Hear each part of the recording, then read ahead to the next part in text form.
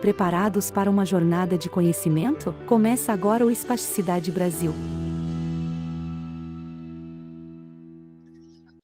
Boa noite a todos presentes aqui, aos que vão entrar daqui a pouco, o doutor Saulo, o doutor Davi, Moche e toda a equipe técnica também junto aqui.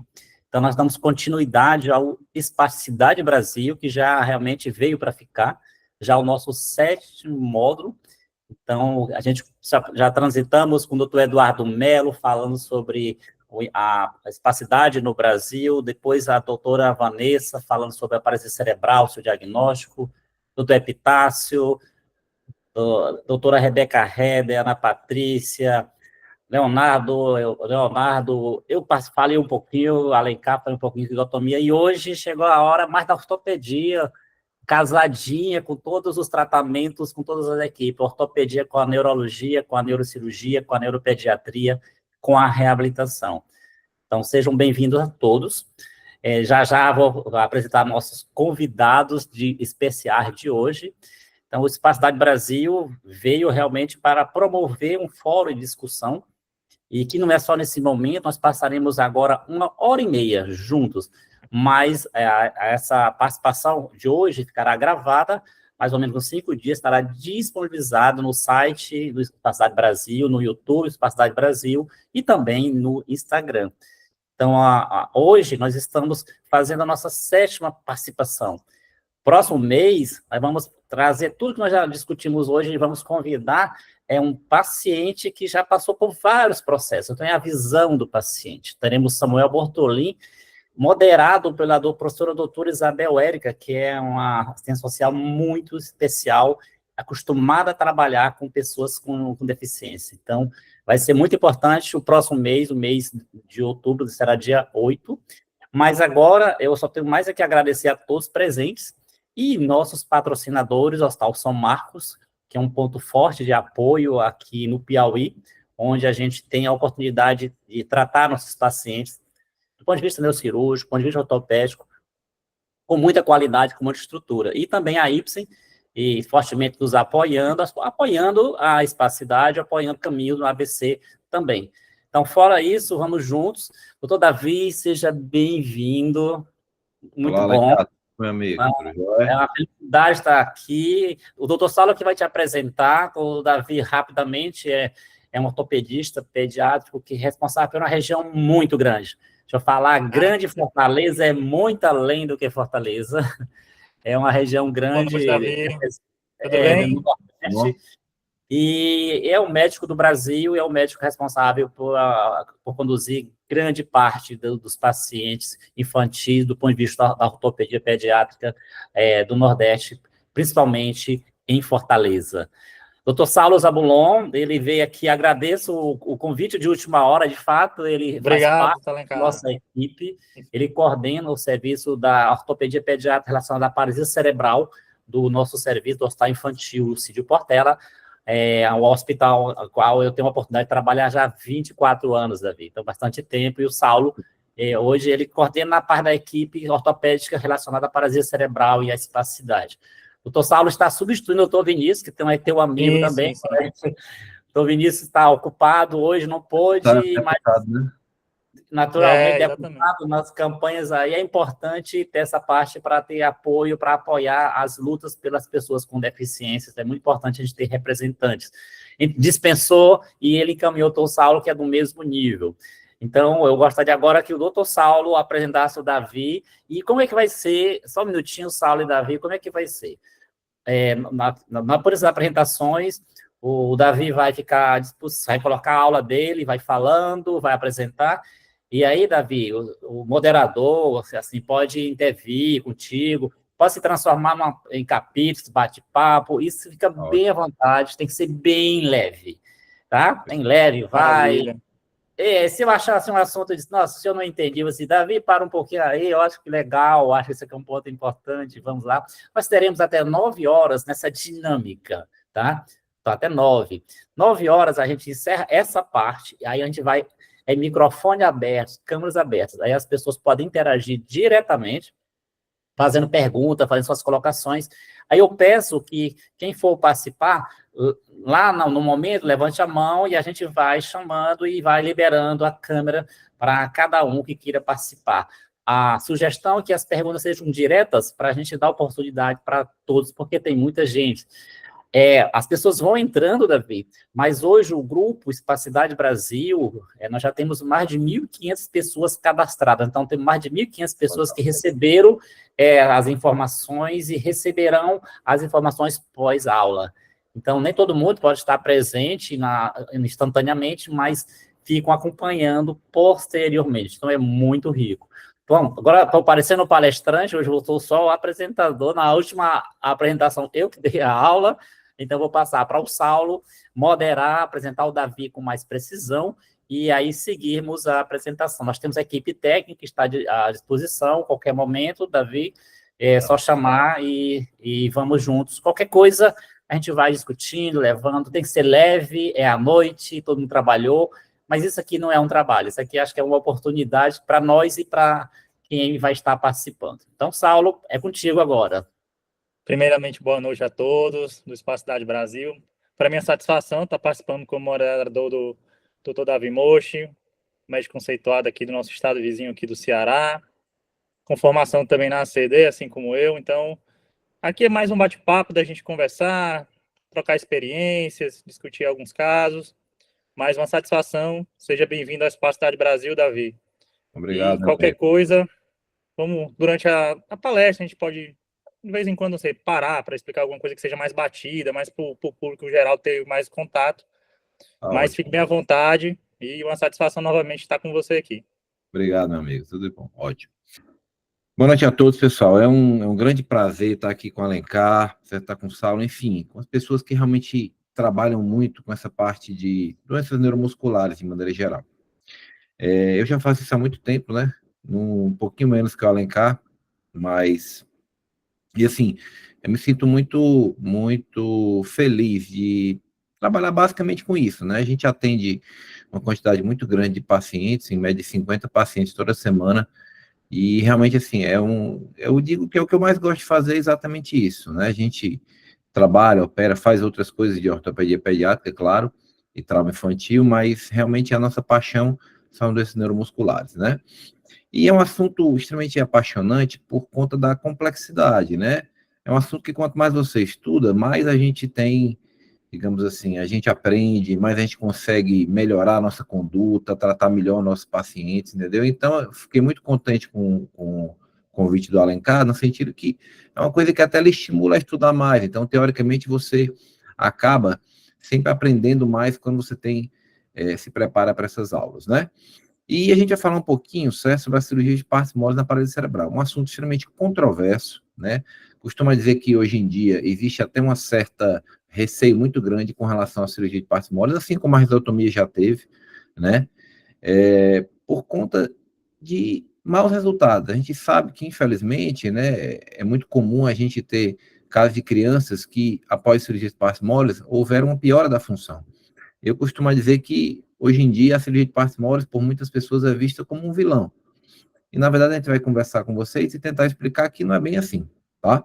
A gente dividiu a aula em passos, tá? De maneira que vocês possam evoluir com a gente com relação ao entendimento do que é a cirurgia de partes moles, algumas dicas. Claro que o tempo é muito curto, então a gente vai tentar ser breve, né, que é um assunto bem complexo, mas a gente vai tentar, para que não só os profissionais de saúde, mas também as famílias entendam um pouquinho. Sempre nossos pacientes, quando chegam ao consultório, a gente sempre tenta explicar o que vai ser feito. Às vezes, por mais que a correria seja grande, a gente sempre procura fazer com que a família entenda. Então, é fundamental que a família participe do tratamento para poder ter esse entendimento, ok?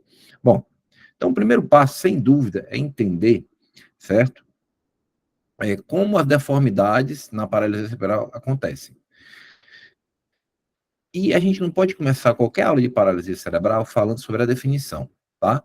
Se vocês forem avaliar, é um grupo de desordens permanentes do desenvolvimento do movimento e postura, causando limitação de atividades que são atribuídas a distúrbios não progressivos que acontecem no cérebro imaturo. E essas desordens motoras, em geral, são acompanhadas de sensação, percepção, cognição, comunicação, epilepsia e problemas musculoesqueléticos secundários. E aí eu vou chamar a atenção para vocês a duas coisas muito importantes, que é o fato de distúrbios não serem progressivos. Isso é muito importante que fique claro que, embora a lesão neurológica, na paralisia cerebral, a rigor, se você não tiver uma nova lesão, ela não progrida, mas a repercussão do ponto de vista de problemas musculoesqueléticos, ela, infelizmente, ela tende a evoluir. Então, são pacientes que muitas vezes nascem sem nenhuma deformidade, né? Então, muitas vezes nascem, aparentemente, até de certa forma, mais hipotônicos, né? Mais molinhos para as famílias entenderem, tá? E com o tempo, eles podem ter. E acabar com esse conceito de que paciente que tem paralisia cerebral tem alteração cognitiva. Então, sempre ele tem alteração motora. As outras alterações, realmente, muitas vezes não acontecem. E a maioria dos pacientes andam, ao contrário do que as pessoas acreditam, tá? Bom, tudo começa, obviamente, na lesão central, tá? Nós temos vários tipos de paralisia cerebral, eu acho que é um assunto mais complexo, então a gente não pode também perder tanto tempo com isso, mas eu quero chamar a atenção para vocês algumas coisas importantes. Via de regra, a paralisia cerebral, ela apresenta alterações relacionadas ao tônus, e aí o paciente ele pode ter uma hipertonia, ou seja, um aumento do tônus, ou uma hipotonia. A maior parte dos pacientes são hipertônicos, que são aqueles pacientes onde há o que a gente chama de espasticidade. Não só espasticidade, muitas vezes os pacientes também têm rigidez, mas espasticidade faz mais ou menos 80% dos casos, isoladamente. Os outros casos são mais raros, mas de maneira bem simples, espasticidade é aquela criança onde o tônus, onde a musculatura ela é mais rígida, sobretudo quando você faz o movimento de forma rápida, né? Então, existe uma correlação com a velocidade nesses pacientes. E esse realmente são as maioria dos casos. No entanto, nós temos uma porção menor de pacientes discinéticos, que são pacientes que têm movimentos involuntários. E essa discinesia, ela é fundamental porque muitas vezes ela acontece mais tarde. Isso é muito importante que quando o paciente ele tem esses movimentos involuntários, muitas vezes esses movimentos protegem ou fazem com que as deformidades aconteçam de forma mais lenta. Isso é muito importante. A ataxia é um transtorno cerebelar, um transtorno realmente relacionado ao equilíbrio, é aquela criança que, em geral, tem uma marcha com as pernas mais abertas, né, uma base bem alargada, ela balança muito o tronco, tá? E, geralmente, ela faz bem menos deformidade que os outros tipos. E, obviamente, os tipos mistos, onde você tem uma fusão dos outros transtornos, tá? Então, isso é fundamental, porque, geralmente, isso impacta, inclusive, no tratamento. Então, a gente sabe que os pacientes que têm espasticidade pura, e que isso varia em graus, eles tendem a apresentar deformidades mais precoces do que, por exemplo, os pacientes hipotônicos e discinéticos, ok? Bom, e sem dúvida, para a gente tentar explicar a evolução das deformidades, certo? Existe o conceito clássico, são os estágios do Messi-Range, tá? É um conceito antigo, né? E eu vou mostrar para vocês que ele, apesar de ser antigo, ele ainda faz nos entender muitas coisas do que acontece hoje em dia, tá? Então, basicamente, nós temos 3 estágios. O estágio 1 é aquela criança, certo? Onde ela apresenta somente espasticidade. Ou seja, a gente consegue devagarinho fazer com que o movimento seja completo dessas crianças, ou praticamente completo, tá?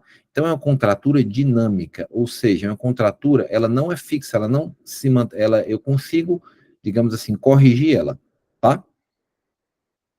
Então, ó, quando a gente percebe aqui nesse slide, ó, esse aqui é um paciente que só tem um dos lados acometido, só o lado esquerdo. Então, veja do lado direito, certo? O que acontece, ó? Eu faço um movimento rápido, tá? E a musculatura, ela não trava. Eu vou falar novamente, só para vocês verem aqui, ó. Vou passar novamente, ó. Joguei o pé para cima, fiz uma dorsiflexão, ó. Tá vendo? Movimento amplo e livre. Olha o lado esquerdo.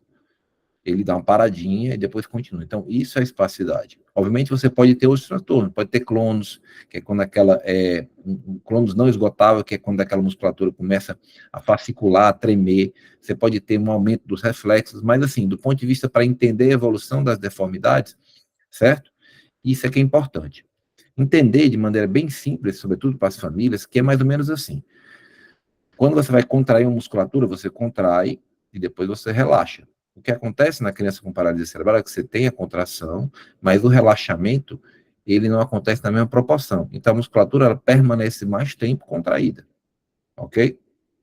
Bom, Já no estágio 2, que geralmente acontece um pouquinho depois, normalmente entre 2 e 6 anos de idade, você já tem, certo, uma contratura estática. O que é isso? Significa dizer que eu não consigo mais ter o movimento completo. A musculatura, ela já está curta, então aqui nós já temos os encurtamentos musculares, ok?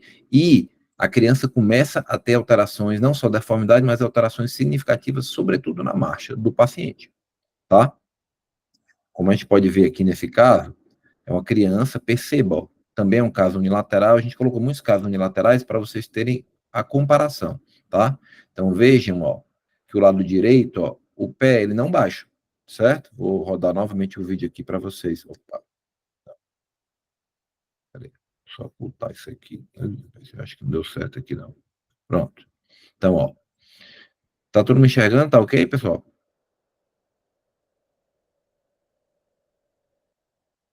Pronto.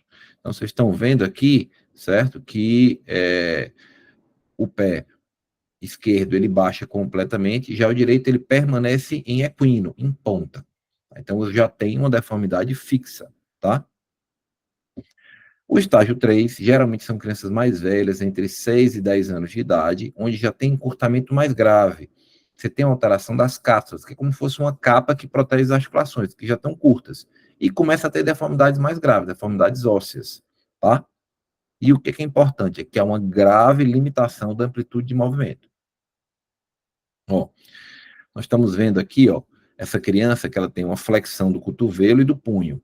Veja que mesmo a gente forçando, a gente não consegue estender praticamente nada desse cotovelo e nem do punho dessa criança. Então, eu já tenho uma deformidade bem mais grave, tá?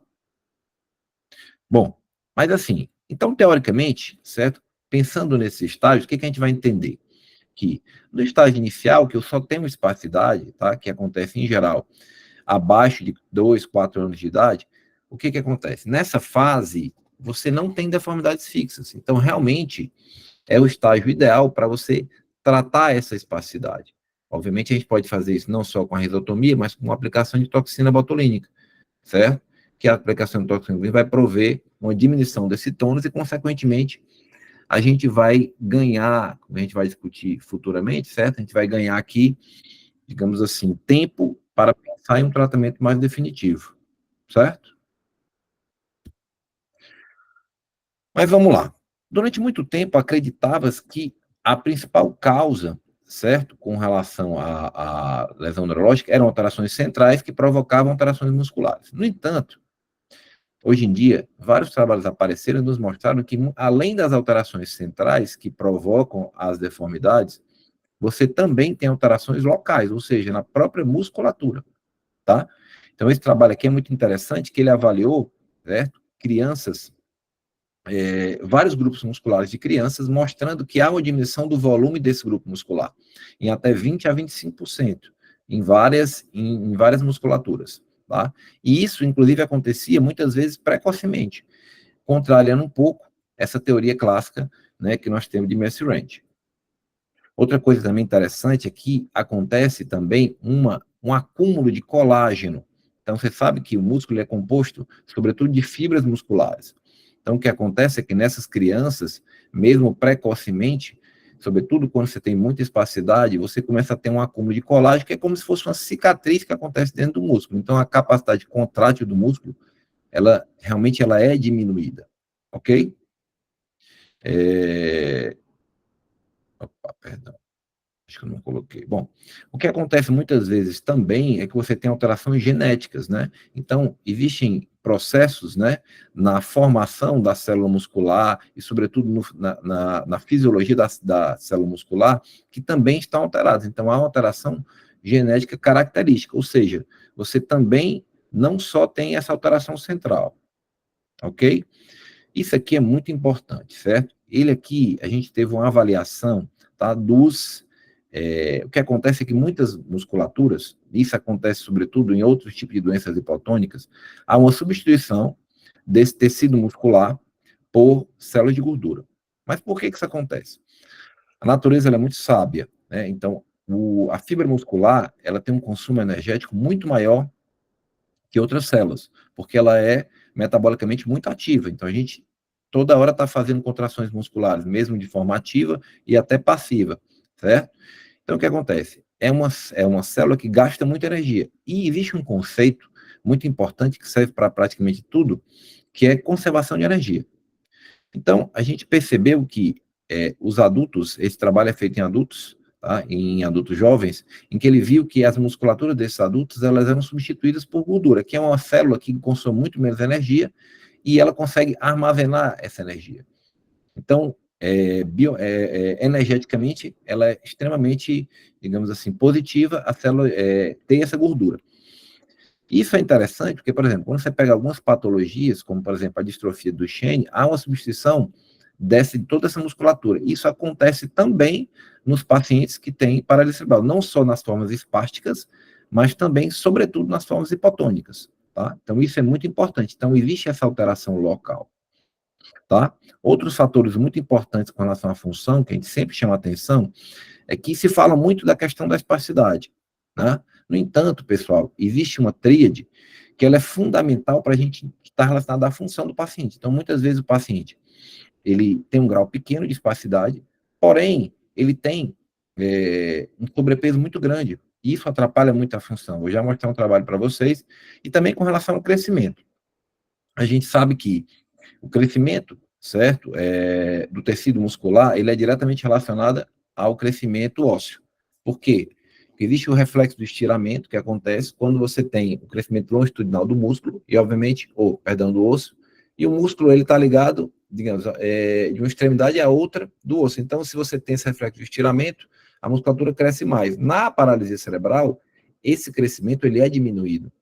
Então, o que acontece? Muitas vezes, quando você tem musculaturas que passam por uma articulação e ela não consegue crescer na mesma proporção do osso, ela começa a dobrar essa articulação. Ok?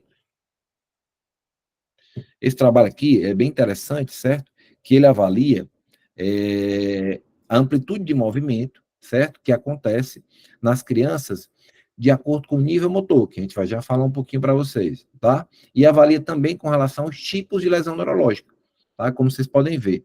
E o que a gente vê aqui? É que há uma diminuição do nível motor na amplitude de movimento, ou seja, de quanto a articulação consegue se movimentar, por exemplo, o cotovelo, flexionar, estender. Então, há uma diminuição que acontece em todos os grupos, quer seja as alterações, grupos diferentes de alterações neurológicas, como também tipos diferentes relacionados à função da paralisia cerebral, ok? No entanto, o que a gente percebe? Que alguns grupos musculares, alguns segmentos, eles são mais acometidos de acordo com o tipo não só o tipo neurológico, mas também o tipo funcional desse paciente. Esse aqui é outro artigo super interessante, certo? Em que o que ele fez? Ele avaliou adultos com sobrepeso, tá? E o que é importante? Percebam que esse quadrado que está marcado no final, ele avalia o GMFM, que é como se fosse uma escala de função. É assim, a proporção que você tem em relação à função de uma criança sem alteração neuromuscular, certo? Então, o que ele mostrou?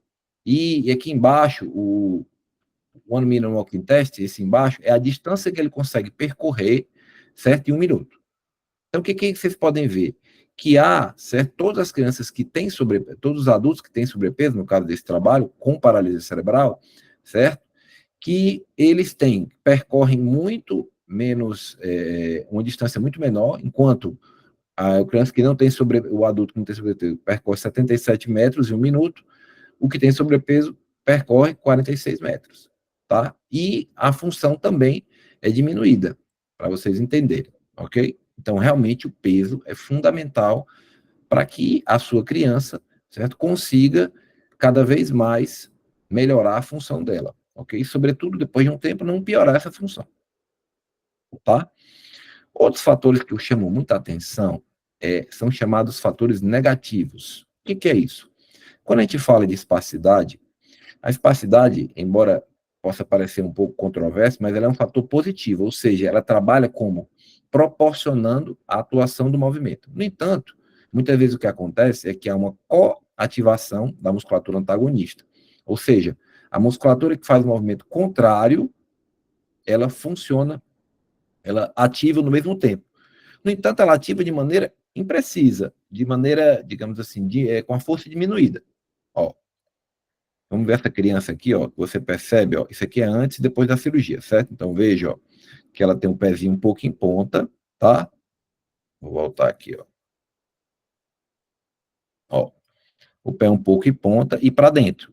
O pé direito, prestem atenção. Não sei se vocês estão vendo, ó. Ok? Bom. Do outro lado, o que a gente está vendo? Essa aqui já é a criança já operada, tá? Então a gente percebe que aparentemente o pé corrigiu o alinhamento. No entanto, eu sei que é um pouco difícil de visualizar. Vou tentar voltar aqui para a gente voltar. Ó. Mas vejam que o pé direito, ele não consegue ir para cima, ou seja, a ponta do pé, ela não consegue. Vou rodar de novo o vídeo, certo? E na mesma proporção que acontece do outro lado, ó. Tá vendo? Isso aqui vai ficar mais fácil de ver no outro vídeo. Ó, esse vídeo aqui, ele mostra o quê, ó? Prestem atenção. Ó, olha a dorsiflexão, ou seja, quanto o pé consegue elevar no lado que tem a lesão neurológica e no outro lado, ó. Certo? Então, por que isso acontece? Ora, nós corrigimos o encurtamento que ele tinha na panturrilha, que já joga o pé para baixo, certo? No entanto, ó, ele não consegue levar esse pé tão para cima quanto o outro pé que não tem nenhuma alteração. Por que isso acontece? Porque a ativação do tibial anterior, ela não acontece de maneira fisiológica. Então, por mais que eu não tenha deformidade, por mais que essa musculatura não esteja curta, o pé não esteja mais em ponta, mas a musculatura que joga o pé para cima, que é o tibial anterior, não consegue ter torque suficiente para levar esse pé para cima. Entendeu? Isso, muitas vezes, provoca essa alteração da marcha. Bom, outra coisa fundamental é com relação à simetria, né? Tem um trabalho interessante, certo, que foi publicado, né? Eu até tentei encontrar o trabalho, mas não encontrei. Mas é um trabalho antigo, já tem mais de 15 anos, certo? Em que ele viu a porcentagem dos pacientes com paralisia cerebral que são assimétricas. E essa assimetria, ela acontecia praticamente em 90% dos casos, tá? Então, isso é muito importante na hora que você vai corrigir uma deformidade. Porque muitas vezes o planejamento ele é completamente diferente de um lado e outro. Vamos supor que você vai alongar a musculatura, um grupo muscular de um lado em relação ao outro. Se o outro lado estiver mais encurtado, certo? Você tem que liberar mais musculaturas que do outro lado. E muitas vezes até o planejamento com relação a onde começar. Então você tem que ter, o lado está mais encurtado, a gente começa por ele, ganha amplitude de movimento, tá? E depois corre o outro lado para que fique simétrico. Então, isso é fundamental. Nesse caso desse paciente aqui, ó, nós estamos vendo, ó, embora os dois joelhos estejam flexionados, né, mas o que a gente percebe? Que olha esse pé. O pé direito, ele é completamente equino, ele é em ponta, tá? Enquanto o outro é o contrário. Ele anda em dorsiflexão, com o pé para cima, que é um pé calcâneo. Ok? Então, a assimetria é um fator fundamental para que a gente pense em tratar nossos pacientes. Bom, segundo passo existe um momento ideal para essa cirurgia de passe moles? Muito se fala com relação a, cirurgia de passe moles deve ser o mais tarde possível. Mas quanto mais tarde? Existe um limite? Existe um ideal? Não é como conta-gotas em que você, de repente, tem que fazer, esperar, certo? Que chegue, digamos assim, fazer cirurgia em tempos diferentes, cada músculo muscular, não, de forma alguma. E muitas vezes, quando você faz um alongamento excessivo, sobretudo precocemente, esse alongamento ele pode provocar uma cascata e lá no futuro causar uma outra deformidade, tá? É importante, eu acabei nem colocando no slide, você ter um entendimento do que é uma deformidade secundária. Então, muitas vezes a criança, ela anda com o joelho flexionado, e para ela, teoricamente, vamos supor que você ande com o joelho dobrado, a tendência é que você, teoricamente, caísse para trás, certo? No entanto, você muitas vezes faz uma flexão, faz uma deformidade secundária, para tentar manter esse equilíbrio, tá? Então, isso é importante. Isso, sem dúvida, é um dos fatores mais importantes, tá? Então, é assim, para você ter um planejamento adequado de quando fazer um procedimento, a gente vai já falar um pouquinho das indicações, tá? Que você tem que determinar objetivos. E as crianças, certo, com paralisia cerebral, ela tem níveis de função diferentes, né? Então, hoje em dia, o padrão ouro para que você faça a avaliação funcional do paciente é o GMFCS e o FMS, ok? Que são parâmetros onde você vai avaliar como essa criança se locomove, ok? A gente vai já falar um pouquinho mais sobre isso, mas o importante que vocês vejam é que isso aqui é a medida de função, como eu já falei para vocês, certo? De maneira bem simples, tá? Que são uma série de provas que são feitas em escalas, isso aqui realmente é uma coisa bem trabalhosa, mas de maneira geral, imagine que isso aqui é a função geral de uma criança. 100% é uma criança, aparentemente, que não tem nenhuma alteração com relação à função, certo? Sem nenhum problema neurológico. Isso aqui é a idade, tá? Então, percebam que a função, desde os pacientes mais acometidos, que são aqueles pacientezinhos que não conseguem sustentar, por exemplo, o pescoço, até pacientes que andam, pulam, correm, sede, fazem tudo e têm praticamente 90% da função de uma criança normal, ela acontece uma melhora de maneira significativa até 6, 7 anos. Depois dessa função tende a melhor se estabilizar e muitas vezes acontece uma perca na adolescência. O erro que a gente já falou, sobretudo porque as famílias, primeiro, cansam do tratamento, então isso é importante, tá? E muitas vezes pelo sobrepeso, que acontece de maneira mais significativa na fase da adolescência, tá joia? E também porque há o crescimento rápido da adolescência. Então, as deformidades, como a gente já falou, elas tendem a piorar nos picos de estirão do crescimento, ok?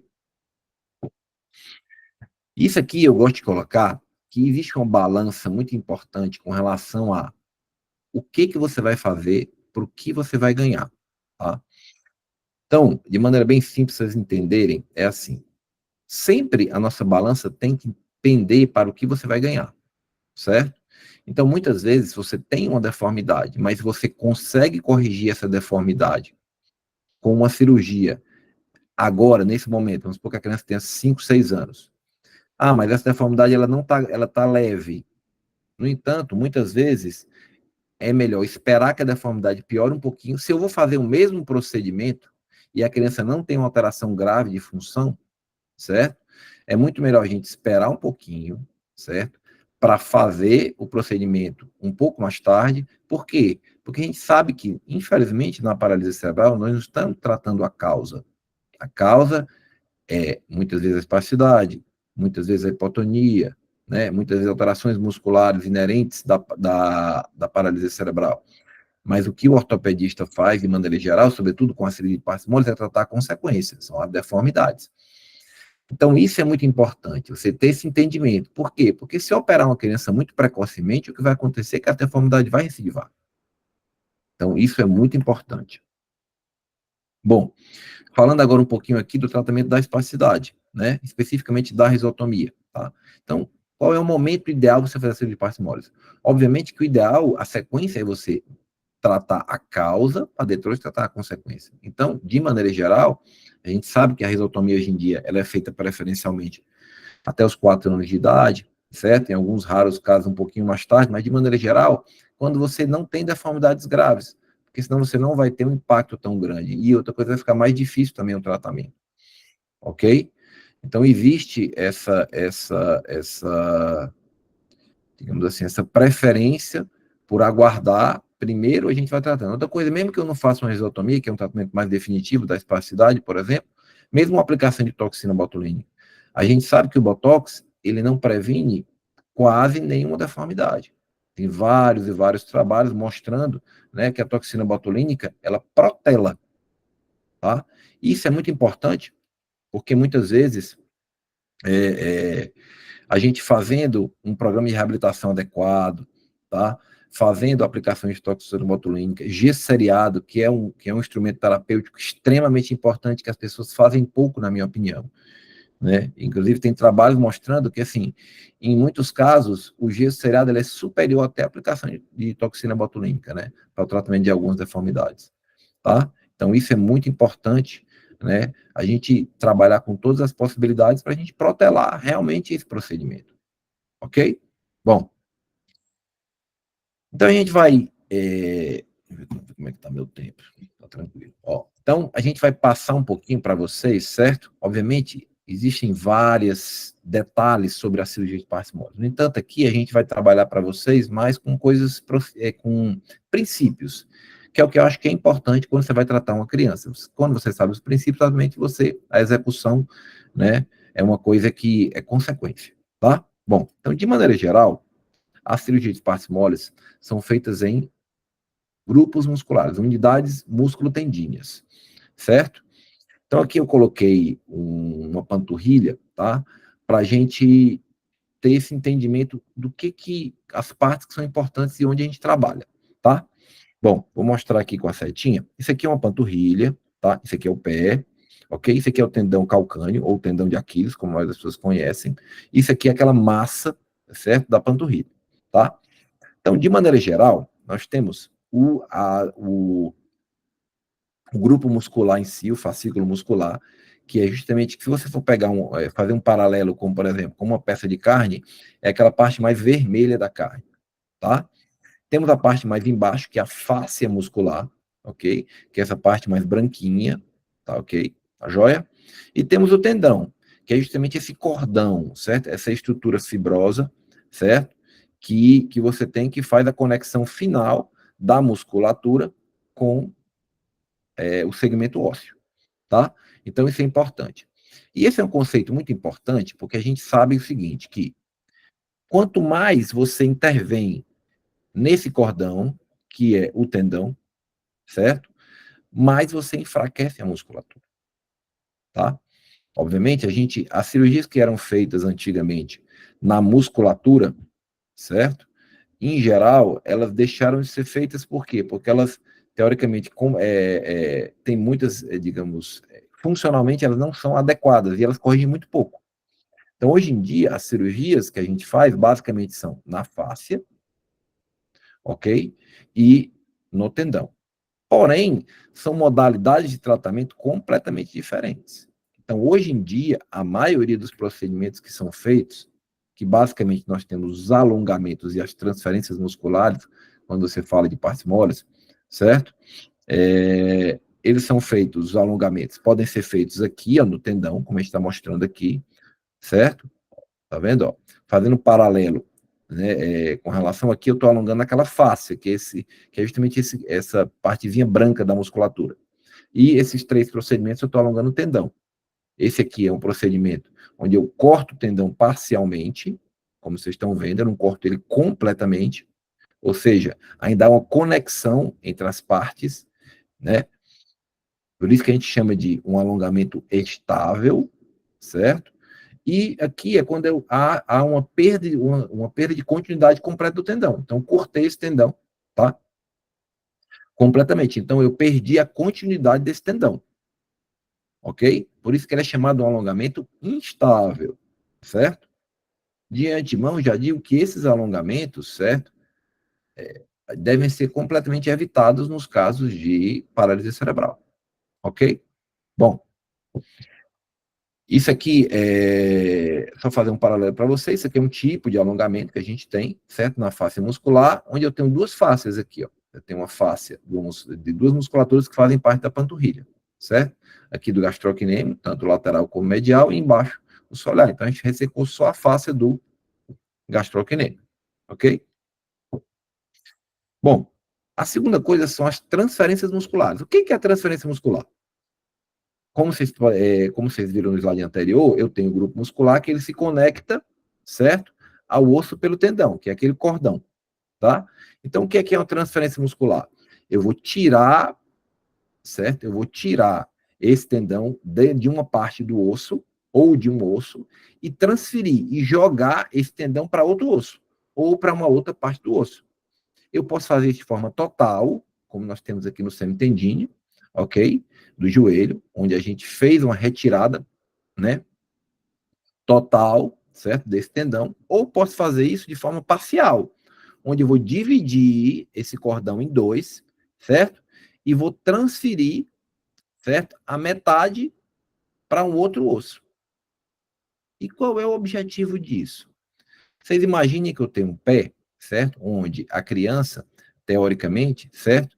Ela está com o pé direcionando para dentro. E eu tenho um tendão que faz esse movimento, jogando o pé para dentro. Então, o que eu faço? Eu divido esse tendão e jogo uma parte dele para fora, para equilibrar essa força que está jogando o pé para dentro. Então, se eu divido essa força, uma parte para dentro, uma parte para fora, estou falando de maneira bem leiga, porque eu sei que o público é bem heterogêneo. Então, eu consigo equilibrar essa força e o pé fica mais alinhado. Então, esse é o objetivo de você fazer essas transferências parciais. Ok? Bom, vamos agora falar na parte mais importante, que é o quê?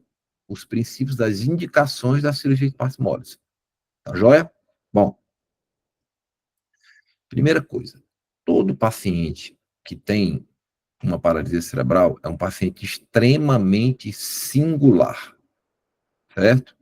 Então, um erro muito comum que a gente tem é você rotular o paciente, certo? De maneira, digamos assim, generalista, perdão. O plano do paciente, ele tem que ser extremamente individualizado, porque como nós já vimos, os pacientes, eles têm perfis funcionais diferentes e eles são extremamente assimétricos. Então, o plano de indicação tem que ser extremamente singular, certo? E uma coisa importante é que eu não posso tratar pacientes diferentes de maneira igual. Para que você haja um tratamento ortopédico adequado, é fundamental em que você avalie as diferenças e as necessidades do paciente.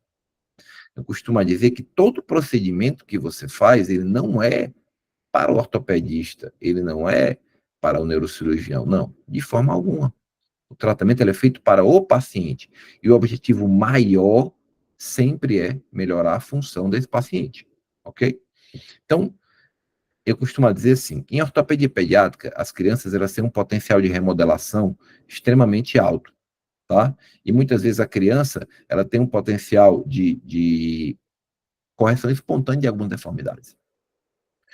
Por isso que existe um aforismo que diz assim, em criança, se você fizer certo, dá certo. Se você fizer mais ou menos, geralmente dá certo. Se você fizer errado, às vezes, ainda dá certo. Justamente por conta desse potencial plástico da criança. No entanto, pessoal, em doenças neuromusculares, se você fizer mais ou menos, infelizmente, geralmente dá errado. Então, a indicação ela tem que ser extremamente precisa. E uma coisa muito importante é com relação à dose desse tratamento que você vai fazer. Muitas vezes, se você alongar demais uma musculatura, você vai provocar uma deformidade contrária à deformidade que você está tratando. E, infelizmente, às vezes isso acontece 2, 3 anos depois, após a cirurgia.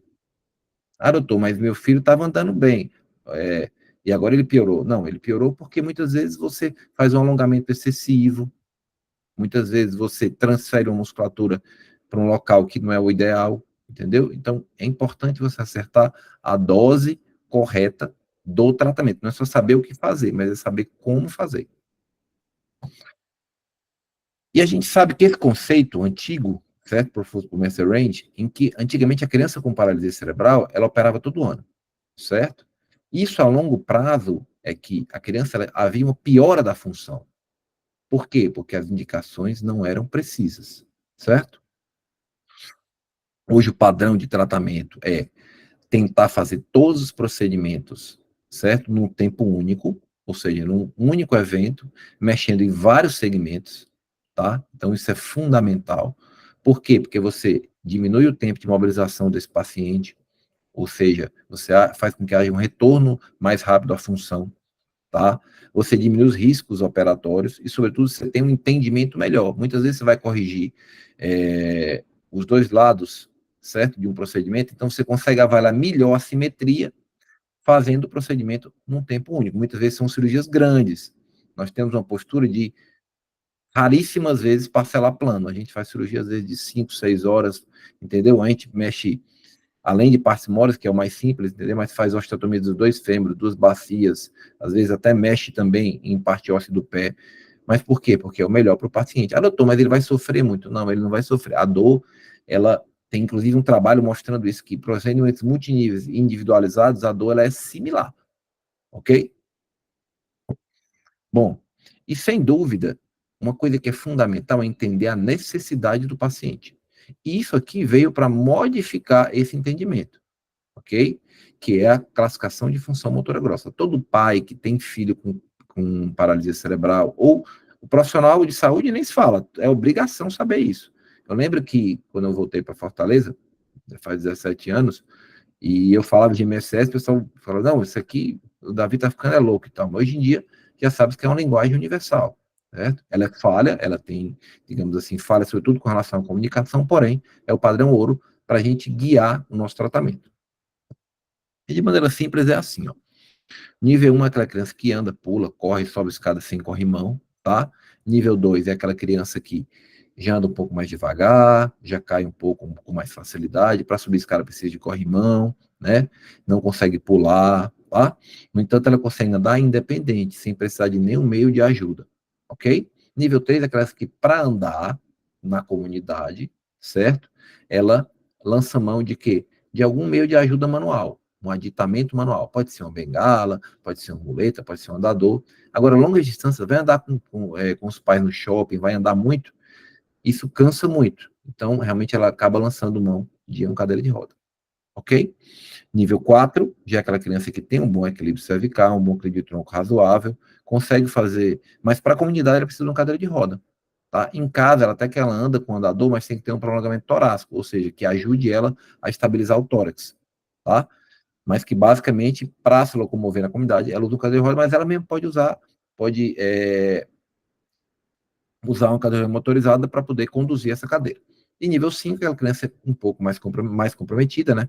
Onde eu não tenho equilíbrio cervical, né? Então, são crianças que realmente precisam dos pais para os cuidados gerais. Bom, então, isso é importante para a gente guiar o nosso tratamento. De maneira bem simples, assim. Um paciente que é nível 1, 2 e 3, ou seja, os pacientes que andam na comunidade, certo? Qual é o nosso maior objetivo? Melhorar o padrão de marcha. Nível 4 e 5 é prover qualidade de vida, não só para a criança, mas para a família também. Então, você tem aquela criança que não consegue abrir a perna para trocar uma fralda, por exemplo, que sente muita dor. Muitas vezes as deformidades são tão graves que elas maceram a pele, ok? Então, isso é fundamental. E, sem dúvida, quando a gente fala, aqui começando para as crianças que não conseguem andar no momento, certo? A gente tem duas grandes preocupações. Uma delas é a luxação do quadril, ou seja, quando a cabeça do fêmur, que é esse ossinho da coxa, ele está fora do acetábulo, que é uma cavidade que existe na bacia. Então, ele perdeu essa conexão, tá? E a escoliose, que é quando a coluna tem um desvio lateral, ok? Bom, esses são os maiores problemas que a gente tem nesses pacientes. Claro que outros problemas são importantes, mas eles provocam uma qualidade de vida muito ruim, porque eles provocam muita dor, dificuldade respiratória quando você tem um paciente com escoliose. Então, é fundamental você ter em mente que isso, tá? E a gente sabe que quanto mais grave, quanto maior o acometimento funcional desse paciente, maior a chance que ele tem de luxar o quadril, certo? Então, você percebe aqui que em pacientes que são nível 5, certo? Eles realmente têm uma chance de até 90% de ter uma luxação do quadril, ok? Esse aqui é o trabalho que é interessante, em que ele mostra a progressão. Esse quadril, ele não sai, a criança não nasce com o quadril fora do local, ele vai saindo devagarinho. Há uma subluxação, ou seja, há uma saída lenta, certo? Inclusive, a velocidade de progressão, ela varia de acordo com o GMFCS, ou seja, o grau funcional do paciente, como também com relação aos outros transtornos. Mas aí eu vou falar uma coisa para vocês, olha só. O paciente discinético, o paciente ataxo e o hipotônico, eles têm um índice muito grande também de luxação de quadril. Tá vendo? Como vocês podem ver. Certo? Então, durante muito tempo, achava-se que os pacientes que tinham espacidade, que a musculatura era mais rígida, eles tinham uma incidência, certo, de luxação de quadril muito maior do que os hipotônicos, aqueles pacientes mais molinhos, tá? E o que se viu hoje em dia, com os trabalhos mais novos, é que a proporção ela é similar, certo? Mas por que isso acontece? Tá? Então, tanto que esse é um trabalho que é desse ano, esse trabalho agora, certo? Que eu aconselho todo ortopedista, todo profissional que trabalha, e até algumas famílias, a lerem, porque ele faz, ele faz uma avaliação extremamente completa sobre a luxação de quadril na paralisia cerebral, ok? Então, é muito importante ter esse entendimento. Esse aqui é um slide, uma imagem que eu peguei do Fernandão, do Fernando Faceta, né? Que é um professor da gente lá da CD, do Saulo, de todo mundo, né? É uma pessoa maravilhosa. E ele Grande mostra... mestre. Exatamente. Então, ele mostra justamente o quê? Ó? Que a criança, ela tem uma contratura, né, do psoas, que é a musculatura que flexiona o quadril, tá? E o adutor, que é a que fecha a perna, certo? Que fecha o quadril. E aí o que acontece? Essa musculatura, ela vai, ó, tracionar esse quadril para fora. Ó, como vocês estão vendo. Então ela faz com que esse quadril vá para fora, tá? Ok? Mas assim, então, na prática, só as crianças que eram, teoricamente, que tinham as perninhas mais fechadas por uma contratura dessa musculatura que flexiona o quadril e que fecha a perna, que teriam, mas na verdade não é. Viu-se que a proporção de pacientes hipotônicos, onde a musculatura, onde a amplitude de movimento ela é bem ampla, ela é similar. Por que isso acontece? Por vários fatores. Um deles é com relação a esse ângulo aqui, ó, certo? Que é o quê? Normalmente, esse ângulo, ele é em torno de 130 graus no adulto. A criança nasce com 150, certo? E ele vai diminuindo. Só que na paralisia cerebral, ele vai aumentando. Então, o que acontece? Quanto mais vertical tiver, certo? Esse colo do fêmur, essa região, mais esse quadril tende a sair para fora. Há ainda também uma questão biomecânica com relação à musculatura glútea, que é a musculatura que abre a perna em relação à que fecha, certo? Isso é uma coisa mais complexa, tá? Para a gente explicar para vocês, precisaria de mais tempo, mas assim, é interessante que vocês vejam esse artigo, ele é muito, muito, muito legal, certo? Ok? Bom, então, onde é que a cirurgia de parcimônia está indicada nos pacientes que têm essa luxação? Olha, doutor Davi, se o quadril estiver luxado, será que só liberando a musculatura vai resolver? Infelizmente, não. Na verdade, a gente sabe que, via de regra, quanto mais para fora esse quadril, maior a chance dele sair completamente, tá? Então, o normal é que a gente tenha, ó, só para vocês entenderem, a gente tem aqui a cavidade, que é o acetábulo, tá? E aqui tem a bolinha, que é a cabeça do fêmur. O que é o normal? É que essa bolinha esteja toda dentro dessa cavidade, certo? No entanto, a gente aceita, digamos assim, como subótimo, né? Que até 30% dela esteja para fora. Quando eu passo de 30% fora dessa cavidade, é o que a gente chama de subluxação. Então, o que a gente sabe? Que as crianças que têm uma subluxação maior que 30% e menor que 50%, esse quadril, ele tem uma grande chance de sair do local, ou seja, de sair totalmente dessa cavidade, certo? Então, nessa porcentagem é que a cirurgia de partes moles tem a sua maior indicação, onde eu vou, quando o paciente é espástico, eu vou liberar, ok? Essa musculatura que está curta, que é a que fecha a perna e que flexiona o quadril. Quando eu passo de 50%, aí esse quadril ele vai luxar. Isso é certeza. Então, nesse caso, a cirurgia de parcimose, ela é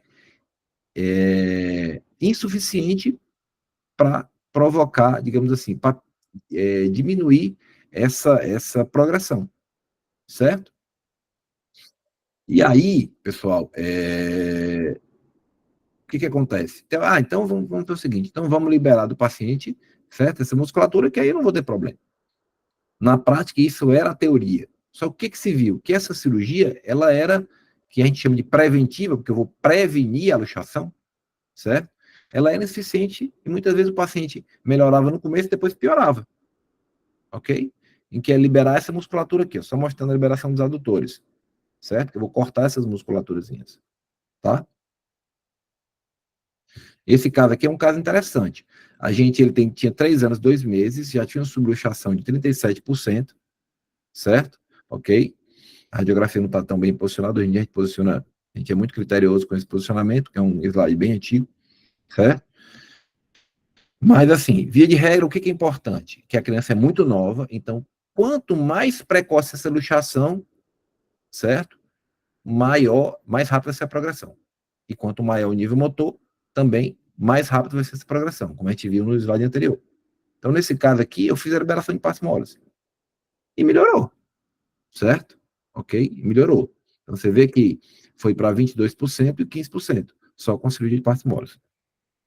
No entanto, o que acontece? Eu acabei esquecendo de colocar um slide, mas assim, nesse paciente foi interessante, ele melhorou durante um ano, certo? Durante um ano. E depois houve uma piora, né? E houve uma piora da subluxação, ele ficou com a subluxação em torno de 40% de um lado, certo? E o outro em torno de 35%. Aí vamos pensar, então vamos... Mas a musculatura já tinha sido liberada, então não tinha indicação. E na época que a gente fez esse procedimento, nós não tínhamos a episodese medial, que é uma coisa que a gente não vai falar hoje, mas assim, não sei se o Mauro já deu aula, né? Mas ele deve falar com certeza, né? Então a gente não tinha uma alternativa. Então, teoricamente, esse quadril voltou a piorar. Isso realmente acontece numa frequência grande. Esse aqui é um trabalho muito interessante, de 2012, tá? Do pessoal de Melbourne, né? Em que ele avaliou quanto essa cirurgia de liberação da musculatura preventiva era eficaz, de acordo com o nível motor. Vejam que somente nível 5, 14% era efetivo. A maioria dos pacientes que eu liberava musculatura permaneciam piorando. Ok? Então, isso aqui foi um trabalho que para mim foi muito importante na minha prática. Por quê? Porque eu segurava muito a liberação de partes moles. Então, comecei a fazer mais precoce, porque a ideia era que, se fizesse mais precoce, teoricamente você conseguiria diminuir esse índice grande de falha. Isso é o que sugere o trabalho, inclusive. Claro que, além das deformidades que a gente tem, certo, com relação nesses pacientes mais graves, do quadril, que foi o que a gente falou mais, a gente tem também outras deformidades. Ele vai pensar assim, olha, para que eu vou mexer num pé desse? A criança não anda, ela tem um comprometimento significativo, não só da parte motora, até cognitiva. No entanto, essa mãe queria calçar um sapato. Então, nesse caso, a gente fez liberação de partes moles e associou com uma talectomia. E vejam que a felicidade da família pelo filho usar um sapato. Imagine você ter seu filho, certo? E não poder sair com ele calçado. Ok? Então, essas são outras indicações. Quando vai falar de pacientes que andam, aí o que é fundamental? Entender que a avaliação da marcha, ela é muito importante. O exame de marcha é padrão ouro, certo? Para você fazer a avaliação do paciente. Ele é imprescindível? Não. Mas se você estiver disponível, sobretudo, ele vai lhe ajudar com relação ao diagnóstico. De maneira bem simples, o Epitácio já deu aula, mas assim, ele coloca num gráfico o que acontece em cada fase da marcha. Então, por exemplo, aqui é a flexão do joelho. Essa parte aqui é quando o pé está no chão, no apoio. E aqui é quando o pé está fora do chão. Ok? Então, ele vai avaliar quanto essa musculatura flexiona em cada fase da marcha. Ok? E você tem padrões diferentes de marcha. Hoje em dia você tem trabalhos mostrando que os padrões clássicos, que foram publicados nesses dois trabalhos, certo? Ok? Eles muitas vezes variam, mudam. Esse aqui é um trabalho publicado no Gating Posture, né? Em que foi que ele mostrou? Que há uma variação ao longo do tempo, certo? Do mesmo paciente em relação aos padrões diferentes de marcha. Okay? Então, é interessante, é importante você avaliar o paciente de maneira extremamente individualizada. Ok? Bom, vamos falar agora, a aula é curta, eu vou tentar falar só das deformidades mais comuns para que a família entenda. Esse aqui é um paciente, certo? Que tem 5 anos, tá? Esse aqui é um slide bem antigo, certo? Faz muitos anos que a gente tratou esse paciente. Hoje em dia já é um rapaz, acho que ele faz até faculdade. E ele tinha uma marcha equino. Veja como ele anda com a ponta dos pés e o joelho flexionado. Então, ele tinha uma deformidade primária do equino e fazia uma flexão compensatória, uma deformidade secundária. Certo? Já tinha feito 3 aplicações de toxina botulínica na panturrilha. Certo? Então, o que é importante? Como eu mostrei para vocês, você tem vários procedimentos que você pode fazer, ok? Na panturrilha. Então, de maneira geral, tem procedimentos que são antigos da musculatura, que a gente realmente não faz, né? Então, os procedimentos basicamente são feitos o quê? Quando eu começo a ter, né, que a gente chama de zona 1, que é o quê? É na extremidade distal do gastrocnêmio medial, que é essa região. Então, eu libero somente, certo? A fáscia, que é aquela membranazinha, como mostrei no slide anterior, só de a gente tem 3 musculaturas. Eu tenho aqui o gastrocnêmio medial, o gastrocnêmio lateral, e embaixo aqui, ó, como vocês estão vendo, o solear. Eles 3 se juntam e formam a panturrilha, tá? Então, nesse caso aqui, eu vou liberar, ó, você vê que o gastrocnêmio, ó, ele está aqui embaixo, o solear está aqui embaixo, e a face dele está aqui embaixo. Então, eu liberei só a face, só aquela membranazinha, só do gastrocnêmio. Ok?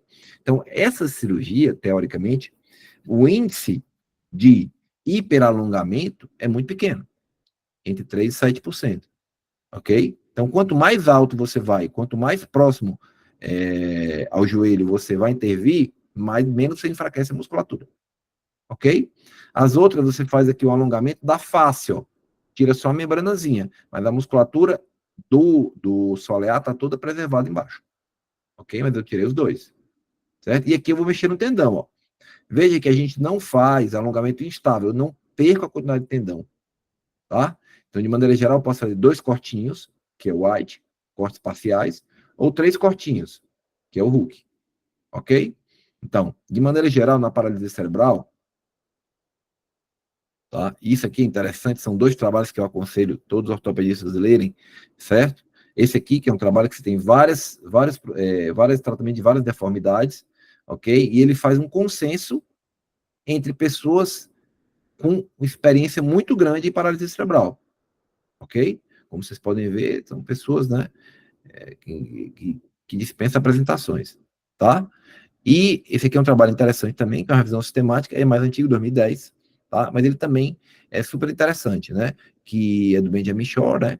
Que é de Boston, e o Kerr Grant, na época que ele era fellow, que ele fazia o fellow com ele, certo? E o que foi que ficou de consenso? Que é importante vocês entenderem como vão tratar a ponta do pé. Primeiro, diplégico, ou seja, os 2 lados acometidos, 2 membros acometidos, você sempre faz o alongamento ou na zona 1 ou na zona 2. Ou seja, voltando ao slide, sempre alongamento mais em cima, certo?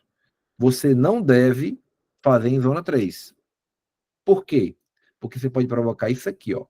Esse aqui é um paciente que a gente pegou, certo? Que a gente pegou, já que está operado em outro serviço, que foi feito um alongamento no tendão, ó, como vocês estão vendo aqui, ó, tá? E o que aconteceu? A deformidade inverteu, o pé era para baixo, era em ponta, e ele ficou para cima, um pé calcâneo. Isso aqui não tem tratamento. O paciente a gente vai liberar um pouco a musculatura para o pé ficar em 90 graus, mas ele está fadado a usar órtese o resto da vida, ok? Tá bom? Já o paciente hemiplégico, ou seja, quando só tem um dos lados acometido, eu posso fazer tanto na zona 2, ou seja, liberar as 2 fáscias das 2 musculaturas, como zona 3. Lembrando, alongamento estável. Eu não corto o tendão completamente, só parcialmente. Não deve ser feito alongamento instável em pacientes, certo? Mesmo hemiplégicos e paralisia cerebral, certo? Bom, a idade ideal, entre 6 e 10 anos, você deve evitar abaixo dos 4 anos, por quê? Porque existe um índice maior tanto de recidiva como de hipercorreção, tá? Então é o ideal. A avaliação com o paciente anestesiado, ela é prudente, por quê? Porque você, muitas vezes, vê como esse paciente está sem espasticidade. Então, isso é importante.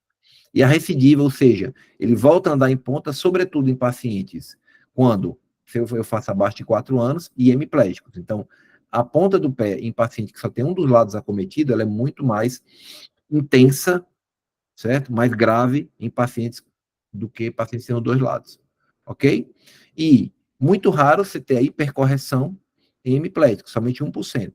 Já o diplégico, quando você mexe na zona 3, mesmo que seja um alongamento parcial no tendão, você pode ter 15% de hipercalcânio, é uma incidência muito grande, ok?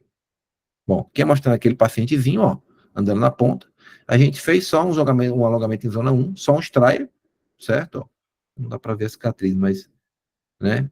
Enfim, só mexemos no tendão e veja como a marcha ficou extremamente funcional, tá? Outra coisa importante quando você vai tratar o paciente é aquele paciente que ele anda com o pé para dentro, certo? Chamado in-twin gait, tá? Você tem várias causas, mas de maneira geral, especificamente falando do pé, você tem uma hiperatividade, certo? Ou do tibial posterior ou do tibial anterior. De maneira geral, são os tendões que jogam o pé para dentro, um supina e outro A2, para quem é da área de saúde, certo? Bom, esse aqui, ó, é uma adução completamente dinâmica, ó, veja que ele só aduz o pé quando o pé está no balanço, ou seja, não está pisando no chão, certo? Tá? E esse aqui já é uma adução estática. Veja que o pé, tanto no apoio, quando ele está pisando, como ele está fora do chão, ele permanece para dentro. Ok? Então, Davi, nesse tá excelente a aula, excelente mesmo. A coordenação me informou que a gente tem 5 minutos aí nessa primeira parte. Deixa eu acelerar, pronto. Então, assim, as transferências musculares, certo? São realmente o padrão ouro para corrigir isso, tá? Esse aqui é o paciente antes e depois, ó, mostrando para vocês, ó, certo? E aqui depois, ó. Só da transferência da metade do tendão, certo? Aqui é aquele caso, vou mostrar rapidinho para vocês. O antes e depois. Esse aqui voltou recentemente para a gente, tá? Vejam quanto melhora a função desse paciente, ok? Já o joelho, a flexão do joelho é uma deformidade mais complexa de ser tratado. Geralmente a cirurgia de pares moles, ela só deve ser usada em fases iniciais, não nesses casos, tá? As musculaturas que flexionam o joelho são essas, junto com o GRAT, que também é uma musculatura adutora do quadril, tá? Você pode fazer avaliagens, vendo se ele tem um flexo fixo ou se é uma contratura, avaliando o ângulo poplíteo, certo? E o tratamento basicamente é alongamentos tibiais ou transferência de um dos tendões, que é o semitendíneo, tá? Para tirar a força flexora dele, tá bom? E a força flexora do joelho, mas para que ele permaneça estabilizando a pelve. Isso aqui é um pouco mais complexo para as mesmas entenderem, mas de maneira geral, qual é a diferença? Esse aqui é um trabalho, certo? Inclusive da Bruna, que é um colega que fez lá na FD, né? E com o Mauro, né? Em que ele avaliou justamente qual cirurgia dessa era mais efetiva. E viu-se que, teoricamente, a transferência ela era superior em relação ao alongamento, sem contar que o índice de recidiva era maior. O problema que a gente tem é que muitas vezes, quando você alonga demais, estica o joelho demais, a bacia vem para frente. Você tem um tilt anterior da pelve. Bom, como é o pós-operatório? Então, basicamente, a gente falou para vocês das transferências de algumas deformidades, certo? Então, via de regra, certo? O pós-operatório, ele pode ser feito com imobilização gessada, ok? Ou com imobilização provisória. Existe um certo temor hoje em dia com relação à imobilização de gesso, porque, teoricamente, você sabe que o gesso, quando você coloca, você induz uma sarcopenia, certo? Induz também a formação de fibrose intramuscular, ok? E, obviamente, você acaba enfraquecendo mais a musculatura, certo? Você tem trabalhos mostrando que quando você usa gesso, você tem uma diminuição do perímetro muscular de até 20%, certo? No entanto, certo? Muitas vezes, quando você faz uma transferência muscular, você tem que garantir que esse tendão ele vá, digamos assim, colar no osso, né? De maneira, digamos assim, tem um tempo para isso acontecer, certo? Então, a gente sabe que o temido gesso em dupla abdução, certo? Em relação ao uso da espuma, da almofada de dupla abdução, ele até tem menos complicações a almofada. Porém, para fazer o controle de partes moles, eu particularmente acredito que seja superior. Sobretudo porque quando você pega os trabalhos, são feitos onde você tem um tratamento fisioterápico intensivo. Então, muitas vezes as crianças ficam internadas, certo? Em hospitais dia para fazer fisioterapia intensiva. Então, muitas vezes isso não é disponível, pelo menos não na nossa realidade, ok? Então, aqui mostrando, alguns trabalhos mostrando que a almofada de dupla abdução, ela é muitas vezes similar, certo? Porém, você tem que ter realmente um tratamento de reabilitação muito intensivo, ok? De maneira geral, gesso e almofada abdutora, para quando você faz cirurgia de quadril, né, você tem que avaliar com parcimônia, sobretudo se for em casos assimétricos, onde você consegue avaliar melhor. Por exemplo, tem um paciente que ele tem uma contratura, que a gente chama de quadril em ventania, um lado aberto, outro lado fechado. Então, isso é importante, tá? Então, de maneira geral, eu deixo 2 a 3 semanas, ok? Quando eu faço só alongamento, ou sem gesso, ou 2 a 3 semanas. E quando eu faço transferência, entre 4 e 6 semanas, ok? Gesso sintético e tradicional, não tem na literatura diferença, porém o gesso tradicional você consegue modelar melhor. Você coloca uma camadinha de gesso sintético só para dar mais resistência ao gesso. E depois? Bom, depois a gente tem os de órteses, que é um assunto extremamente, digamos assim, extenso, né? Mas esse é um trabalho importante que eu deixo para que vocês dêem uma olhadinha, certo? Que ele avaliou as órteses suropodálicas, que são as órteses mais usadas na paralisia cerebral, correlacionando com os pacientes, ok? Outra coisa importante é tomar cuidado com as correções deficientes. Aqui é um paciente que já tinha sido operado, ok? Só que o que aconteceu? Soltou o tendão. Então, a deformidade, ela não só recidivou, como piorou muito, certo? A gente fez, só que, no entanto, esse pé, ele, por conta de tanto tempo, ele não conseguia se manter na posição sem usar órteses. Então, ele necessitou usar órteses, né? Para que tivesse uma marcha bem funcional. Esse aqui é outro paciente, por último, tá acabando, certo? Onde você percebe aqui, ó, foi feita a correção, mas veja aqui, ó, o pé, ó, não consegue fazer dorsiflexão, certo? Já, olha a velocidade que ele anda. Já aqui, ó. E já, vem. Já aqui, ó, olha a diferença com relação à extensão do joelho, velocidade da marcha, equilíbrio, ok? Mas, enfim. Então, pessoal, de maneira geral, para vocês levarem para casa. Cirurgia de Parcimores deve ser indicada com cuidado. A idade ideal realmente entre 6 e 10 anos. É evitar abaixo de 4. A risotomia, quando necessária, deve ser realizada de preferência antes do procedimento, obviamente. Tá? Sempre buscar simetria é fundamental. O posicionamento do gesso é muito importante, pessoal. Muitas vezes a simples colocação de um gesso em dorsiflexão, ou seja, com o pé muito para cima, pode provocar a inversão da deformidade. E as órteses, a função maior das órteses é melhorar a função.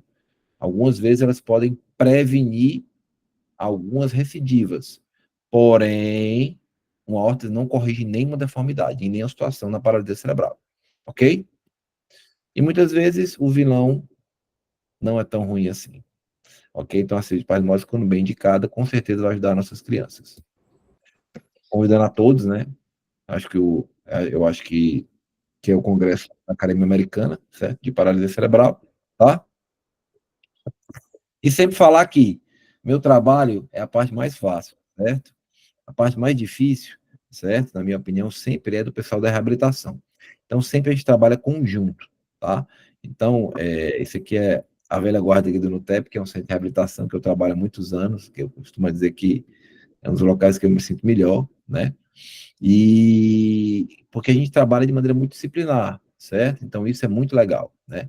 E eu realmente, sim, toda vez que eu sou convidado para qualquer evento que o foco é o pessoal da reabilitação, é o que eu vou com mais, gosto muito mais, inclusive, do pessoal da ortopedia, porque a gente sente que há uma paixão muito grande pelo que está sendo feito. Boa noite, Alencar. Mas toda a vida tem que chamar para outra aula, tem que fazer um evento específico que não dá nem para respirar. Não, passaríamos a noite inteira e atentos o tempo todo. Vai para paralisia cerebral, se for conversar, meu amigo, muita coisa. E parabéns, tu dividiste em tópicos, assim, ficou bem legal, assim, dá para a gente organizar, dá para dividir em vários vídeos, tá? Quando isso, quando aquilo, ficou bem didático. É difícil esse tema, eu como neurocirurgião, eu sei que é difícil, imagine para quem vai ter que fazer os procedimentos e tomar a decisão. Então, de fato, ficou legal, acho que ficou bem claro. Naturalmente, a ideia não era nós sairmos ortopedistas, que nós tenhamos o entendimento geral, todos nós, e as famílias também que estejam participando, isso é importante. Boa noite, doutor Tali. Boa noite, tudo bom? Tudo bom. Pessoal, eu só queria dar uma complementação, assim, experiência pessoal que eu estou vivendo agora. Eu adorei muito a aula do doutor Davi Mochet, já o admirava, e esses conceitos atuais sobre a aplicação de toxina botulínica, eles são muito perturbadores.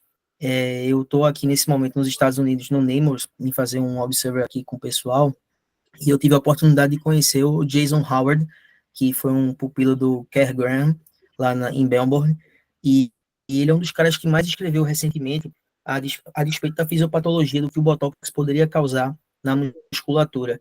Então, é um embate muito grande, não só filosófico, mas também sobre a histopatologia. É um campo em aberto, inclusive foi um questionamento que eu fiz aqui à instituição, aos profissionais, se isso era algo já institucionalizado, que o Nemours não aplicava mais a toxina, porque houve um debate no pós-ano 2022 bem intenso entre duas instituições aqui, e, na verdade, tanto o Jason Howard não faz, de jeito nenhum, ele é totalmente contra. Já o Wade Schrader, que é o outro que escreve muito junto com ele enquanto coautor, ele é um cara que faz. Então, assim, não é algo que é institucional, mesmo na instituição que vem ventilando a necessidade de não fazer. Então, assim, cada caso tem que ser realmente individualizado. eu acho que é válida a discussão. O que a gente tem que entender é que não é só fazer a toxina e ficar repicando, é partir para análise em marcha, trazer a discussão aos outros profissionais, acreditar realmente na fisioterapia. Algumas outras coisas eu achei bem interessante, que as dúvidas que nós temos sobre a ortetização, quando começar um paciente nível 1, será que vale a pena antes da fase escolar já você começar mesmo naquela marcha na ponta dos pés? E o conceito que você falou de órtese foi fundamental, que a gente quer movimento. Então a órtese ela vem para dar uma adjuvância. Se aquela criança sobe melhor uma árvore na fase pré-escolar, vale a pena você ortetizar ela ali ou esperar um pouco mais? Então, eu queria só dar essa experiência pessoal que eu estou vivendo aqui, de ver as controvérsias dentro da instituição, que não é unânime, enquanto uns não vão fazer de jeito nenhum, outros ainda fazem. E achei bem legal isso aí. Rapaz, eu particularmente, assim, eu faço muito menos toxina botulínica que eu já fiz. E faço muito mais gesso seriado que eu já fiz. Tá entendendo? Então, assim, você pega os trabalhos, né? Com relação à frequência, assim, tipo assim, um trabalho interessante que ele compara a amplitude de movimento de pacientes que fizeram a toxina botulínica, certo? Com frequência a cada 6 meses, a cada 4, na verdade. E um que fez uma vez por ano. E não houve diferença zero. Isso. Até O trabalho do Francesco recente também identificou isso. E, não assim, tem diferença. Lembrando também que o gesso, ele não pode ser um balizador de falsas esperanças quando você deve fazer o alongamento. Hoje eu tive a oportunidade de ver um caso no laboratório de marcha de uma criança que inverteu a deformidade. Ela tem um gait análise com 2 anos de idade, não sei nem como conseguiram fazer isso, que ela andava na ponta dos pés, melhorava com a órtese, e hoje, aos 9 anos, ela tem um pé plano valgo com uma hiperextensão do joelho, e que possivelmente o rocket bottom que aconteceu no pé foi às custas de um gesso seriado que forçou muito a barra. Então, perdeu-se o time de fazer o alongamento, preconizando o gesso a todo custo. Então, é a arte de tratar. Como é difícil, muitas vezes, você individualizar quando não tem uma análise por trás. Tá, excelente. De fato, tem que individualizar. Você tem que ter à disposição os meios terapêuticos no tempo certo ser indicado, né? Porque, de fato, é o tratamento certo no tempo certo. Não existe uma regra absoluta para nenhum, nem na parte neurológica, na parte ortopédica, medicamento oral, usa ou não usa medicamento oral, medicamento injetável, neurocirurgia, cirurgia ortopédica, eu acho que tem que ser avaliado em equipe. E parabéns ao doutor Davi. Tudo que o senhor falou aqui agora é o balizamento da grande instituição que é aqui. Então, parabéns, só louros. É uma satisfação saber que no nosso Nordeste tem uma pessoa tão boa, tão atualizada, com conceitos... Rapaz, todo mundo aqui é graças a Deus. Por isso, Thalia, que ele foi convidado. Nós estamos aqui, Piauí, ele está nos Estados Unidos, mas aí, Pernambuco, Ceará. A Iane entrar aí, pode... Pronto, Iane. Boa noite, doutor Francisco Alencar, doutor Saulo, doutor Boa Davi. noite, tudo bem, Iane? Excelente aula. Queria parabenizar, primeiramente, aula impecável. Tirou algumas das minhas dúvidas, né? Nós sabemos que crianças com paralisia cerebral espásticas, elas têm uma tendência a encurtamentos, deformidades por conta da espasticidade. Digo isso por experiência própria, doutor Francisco Alencar e doutor Saulo são os médicos do meu filho. E nisso eu queria apenas fazer uma pergunta, acho que também que vai tirar a dúvida de outras mães. Qual é a característica principal para começar a vigilância de quadril, de uma possível luxação de quadril na paralisia cerebral espástica? Quer responder, Saulo? O que eu respondo? Então, o paciente, como até o Davi comentou na aula, né, de acordo com o nível motor, existe uma chance maior ou não de ocorrer esse escape, né, durante o desenvolvimento. Tá? Tanto pela forma do fêmur, tanto pela espasticidade. Muitas vezes o paciente tem um nível motor não deambulador, isso também facilita mais, né, a questão da luxação, subluxação. Como o Davi comentou, quando você faz um raio-x de bacia, você tem que notar o grau de cobertura, tá? Ou seja, uma parte não coberta maior que 30% já considera como subluxação. Então, esse paciente usa uma radiografia a cada 6 meses de controle, porque a gente sabe que tem uma progressão, tá? O Davi, inclusive, mostrou um gráfico, de acordo com o nível sendo mais grave, vamos dizer assim, né, que seja não deambulador, ele tem uma progressão maior, tá, durante o tempo, tá, e mais rápida, né, então, assim, você tem que estar bem vigilante com relação a isso. Quanto antes você fizer essa avaliação, né, você consegue fazer procedimentos muitas vezes menores, você pode começar com partes móveis, como o Davi comentou, Muitas vezes pode fazer alguma epidodese radial do fêmur proximal, de acordo com a indicação, ou, né, já quando você chega num caso mais grave, um quadril que já está com subluxação maior de 50%, a gente sabe que é um quadril que vai escapar, então aí você pode dar parte para cirurgias maiores. Ostomia de fêmur, algumas vezes ostomia de acetábulo. Então, o paciente, de acordo com o nível, você tem uma maior chance. Então, você tem que ter realmente esse acompanhamento na maioria dos pacientes com paralisia cerebral. Tá, só eu deixar mais objetivo para a mãe entender melhor. É assim, querido. Ó. Paciente, entre 1 e 2 anos, faz o primeiro raio-x, certo? Andou, aí você, teoricamente, diminui essa frequência. Pode fazer inicialmente anual, depois que viu que esse quadril não tem nada, quando estabilizar a subluxação, passa a fazer a cada 2. Ou o paciente, por exemplo, nível 1. Por que é importante esse 1 a 2 anos? Porque o paciente nível 1, ele anda na idade abaixo de 2 anos. Tá entendendo? Então, o paciente 1 e 2, ele anda cedo. Então, eu já vou saber que ele é o nível 1 e 2. Então, eu já vou diminuir a frequência dessas radiografias. Tá entendendo? Já paciente 4 e 5, eu faço a cada 6 meses. Tá? De maneira geral. Então, isso é uma maneira bem simples de você entender. Porque começa entre 1 e 2 anos, andou, você aumenta a frequência. Tem pacientes, por exemplo, nível 1, que a gente faz radiografias, o primeiro raio-x entre 1 e 2, depois faz com 6 anos. Entendeu? Então, isso vai variar com o nível, como o Saulo falou, mas, de maneira geral, começa nessa idade. Entre 1 e 2 anos, tem que fazer o primeiro raio-x. Não faz antes, porque a cabeça do fêmur não está ossificada. Então, não vou ver ainda, de maneira geral. Ela ossifica em torno de 9 meses. Né? Obrigada, boa noite. Vamos ter que encerrar. Olha que coisa Foi interessante. ótimo. Agradecer a todos que estão presentes ainda. Tem muita gente que... Outros que não estão presentes, mas vão, com certeza, assistir a aula posteriormente. Eu vou rever essa aula, tá? Naturalmente. Acho que tem tantas informações importantes. Fiz vários prints também aqui, processo de prints. Agradecer aos apoiadores também, a Ibsen, ao Astral São Marcos. Davi, a aula é excelente, muito boa mesmo, assim, foi didática e assim, atingiu mais do que o objetivo. Acho que vamos ter que gerar um evento maior. Saulo, muito obrigado por ter aceito de última hora, para substituir o Dr. Vinícius também. Não conhecia, é meu prazer, viu? Satisfação. Então, agora entrega ao Saulo aí, o Davi, para fazer as despedidas. Saulo? Queria primeiro dar boa noite, agradecer de novo o convite. Uma satisfação estar aqui dividindo com o Dr. Alencar, com o Dr. Davi Mocha, a experiência, né, na paralisia cerebral. E, enfim, as cirurgias de espaços maiores são as cirurgias mais realizadas, então realmente a descrição foi bem fundamentada, com bons conceitos básicos que realmente tem que ficar.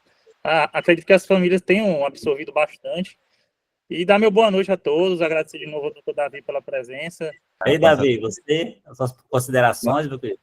Agradecer, pessoal, mas é um prazer muito grande estar aqui com vocês, pessoas que a gente sabe que realmente são apaixonadas pelo que fazem. Eu fico muito feliz, na verdade, de participar desse grupo. Estamos aqui sempre à disposição, né? Obrigado, Davi. Então, dia 8 de outubro, nós temos o nosso módulo 8, que é com Samuel Bortolin, que é uma pessoa, ele tem paralisia cerebral, já foi submetido a vários procedimentos, inclusive isotomia já adulto, mas ele é uma pessoa transformadora de pessoas, então ele motiva muitas famílias, muitas pessoas, é uma pessoa a ser seguida. E hoje ele vive realmente levando a história pessoal para como transformou a vida dele para transformar mais gente. Então, no dia 8 de outubro, estaremos juntos. Ele, quando a professora doutora Isabel Érica, agradeço realmente a todos presentes, a equipe técnica também. Então, boa noite para todos.